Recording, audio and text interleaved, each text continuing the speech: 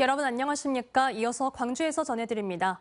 광주 학생 인권조례 폐지를 요구하는 주민조례 청구가 시의회 정식 안건으로 상정됩니다.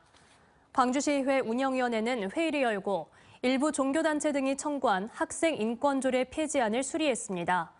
운영위는 청구인 명부의 유효 서명수가 기준을 넘었고 주민조례 청구 제외 대상에도 해당하지 않는 걸로 판단했습니다. 광주시의회 의장은 30일 이내에 폐지 조례안을 발의해야 하며 상임위와 본회의에서 의결해야 합니다.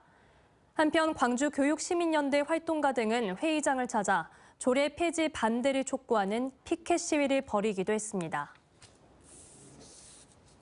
이정선 광주시 교육감이 365 스터디룸과 24시간 진로 진학 상담 등 지난 2년의 성과를 바탕으로 남은 임기 동안 광주 교육의 토대를 마련하겠다는 청사진을 발표했습니다. 이정선 광주시 교육감은 취임 2주년을 맞아 기자회견을 열고 그동안의 성과에도 불구하고 학령 인구 감소에 따라 전반적인 학교 시스템의 변화가 필요한 시기라며 늘봄 교실과 디지털 교과서, 고교 학점제 등 새로운 숙제들을 풀어나가겠다고 밝혔습니다.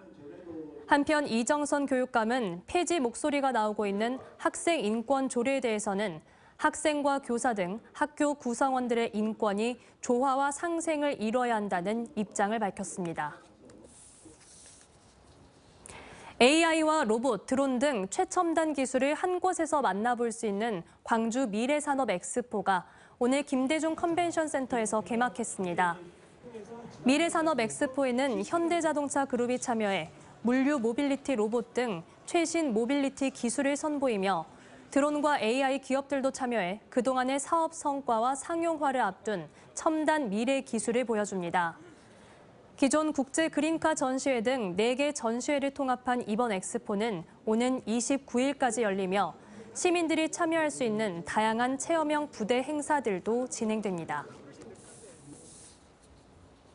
최근 성희롱 의혹이 제기된 광주 남구의회 의원이 의회 후반기 의장 후보 등록을 하면서 논란이 일고 있습니다.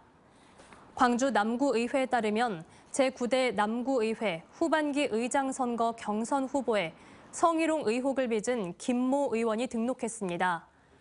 김 의원은 지난달 의회 사무국 소속 직원을 상대로 수차례 성적 수치심을 유발하는 발언을 해 윤리위원회 회부 절차를 앞두고 있습니다. 더불어민주당 광주 북구갑 지역위원회가 추대 논란이 일었던 북구의회 의장 후보를 결국 투표로 결정했습니다. 북구갑 지역구 소속 의원들은 어제 2명의 의장 경선 후보에 대한 투표를 진행해 최무송 의원을 최종 후보로 선출했습니다. 북구의회는 다음 달 3일 20명 전 의원의 투표를 거쳐 하반기 의장을 최종 확정합니다. 한편 민주당 북갑 지역위는 하반기 의장은 선출 없이 최무송 의원을 추대한다고 공지해 논란을 일으킨 바 있습니다. 광주시 상인연합회 등이 어제 광주시청 앞에서 복합 쇼핑몰 3곳 입점에 반대하는 집회를 열었습니다. 이들은 인구 140만 도시 광주에 복합 쇼핑몰 3개가 들어설 경우 지역 경제는 몰락할 거라며 광주시의 쇼핑몰 입점 전면 재검토를 요구했습니다.